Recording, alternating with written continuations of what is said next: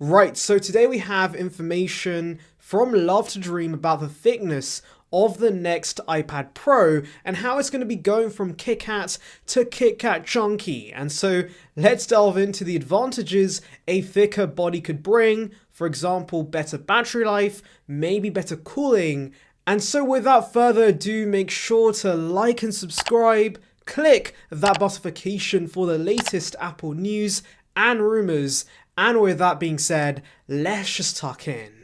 Right, so delving into the tweet that suggests this by Love to Dream, who is, by the way, a very accurate source at around 89%, in his usual cryptic fashion, he says, the iPad now on sale is too thin, and he doesn't like that. Now, of course, if the average person on Twitter states this, this isn't exactly a huge deal, but this is Love to Dream we're talking about, and so, of course, it has some sort of hidden meaning, and it's pretty easy to infer that this basically means the next iPad Pros should be getting thicker. Now, this isn't exactly groundbreaking because, of course, if you've been watching my previous iPad Pro rumor roundup videos, which of course you can check out in the iCard above, I have mentioned in the past that other sources like Makatakara have referred to the iPad Pro getting thicker in 2021. Now, of course, Makatakara's reports from the past only refers to the 12.9-inch model getting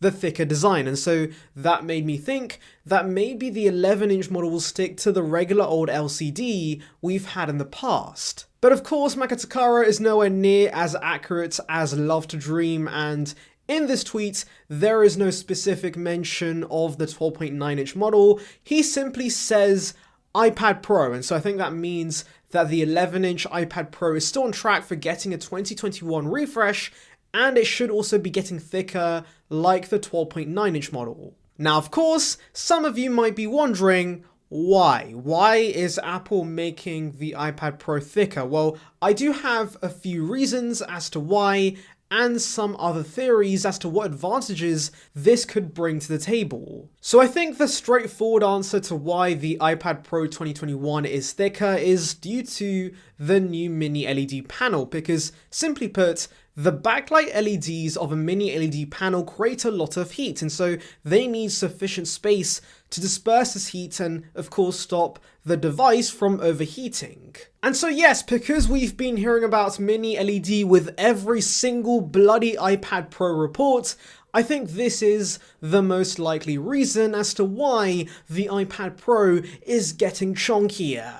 But of course, on this channel, we love to theorize, and so I do have some other possible theories as to what advantages and reasons could be behind this extra thickness. And that begins with extra structural integrity. So you might think that Apple's aim with their products is to make them as thin as possible. That's always been the case, but of course, recently with the iPhone series, Apple has been making it thicker whenever possible because, of course, they don't want a repeat of the whole iPhone 6 scenario.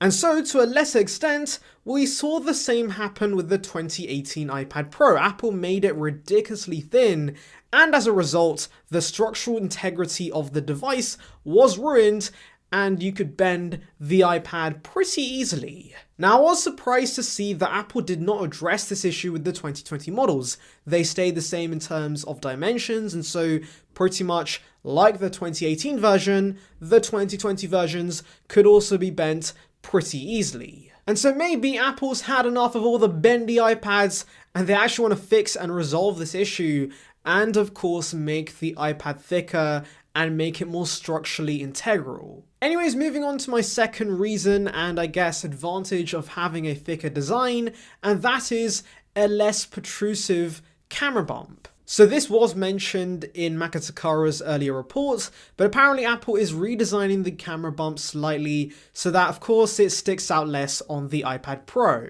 Now of course I have to admit, if there was a list of features you want on the 2021 iPad Pro, a smaller camera bump is probably not even there, but of course, for people who might use the iPad caseless and might leave it flat on a surface, while of course note-taking or drawing and might see an issue because of the camera bump, now will be an even surface, so Yeah, to those of you weird people out there not using a case on your iPad, I guess that's an issue that has been resolved. Anyways, let's now move on to a feature that I think a lot of you might benefit from, and that is a larger battery. Now yes, I know that Apple has never really changed the iPad Pro's endurance levels. It's always been 10 hours of battery life as standard, but of course I think this year might be a change, and that is due to 5G. So obviously I delved into 5G coming on the iPad Pro and how I'm not a big fan of it. You can check out that video in the iCard above. But of course, if it does, and it probably will, I do hope that Apple gives us a bigger battery to offset the inefficiency of the Qualcomm modem. Because in case you don't know, the iPhone 12 loses 2 hours of battery life with 5G on average, and so yeah, it's going to be a pretty terrible experience with 5G on any device, and so maybe Apple could ease the pain and give us a larger battery, so of course battery life on 5G isn't so bad. And of course, for those out there like me who won't use 5G and probably never will, of course you can have the better battery life on Wi-Fi, and also this would help differentiate the Pro series from, of course, the regular Air, which is something I think Apple needs to work on, because right now the 11-inch iPad Pro and the iPad Air are pretty similar, and so giving the Pro a huge jump in terms of battery life, much like they've done in the MacBook range, I think that could be a huge incentive for most to go Pro. Right, so let's end it with a wacky one, a huge wild card, but this could happen, and that is maybe the extra thickness of the iPad is due to Apple giving us better thermals. So yes, I know that Apple Silicon is extremely efficient, and so I don't think we need really any cooling as such.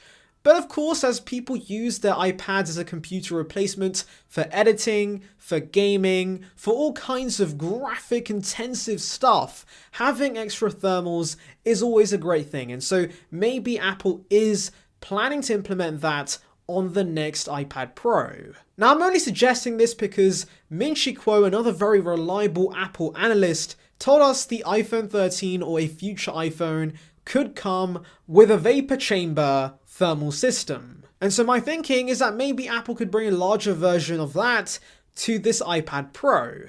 Now in case you're wondering what a vapor chamber thermal system is, I don't really know. It sounds pretty cool. I did try and do some reading on it and I found this. Whatever it means, I think there's some liquid in a pipe and it cools the system, I think. I don't know. Read it yourself. That's your homework for today. Go on Google and search it up and come back and tell me in the comments below. But anyways, like I said, having better thermals is definitely not a bad thing, and this could improve the performance of the next iPad Pro, so I do hope this does materialize, though I'll be honest, this is probably the least likely out of the bunch of theories I presented. But yes, that is pretty much all the reasons and theories I could come up with, but tell me in the comments below, what do you think is the main reason behind the thicker body of the next iPad Pro? Anyways, thank you for watching, make sure to like and subscribe, click that notification for the latest Apple news and rumours. Check out a video here in the icon above about another iPad Pro rumour roundup confirming the March release date. And on that note, I'll see you guys in the next one. See ya, peeps.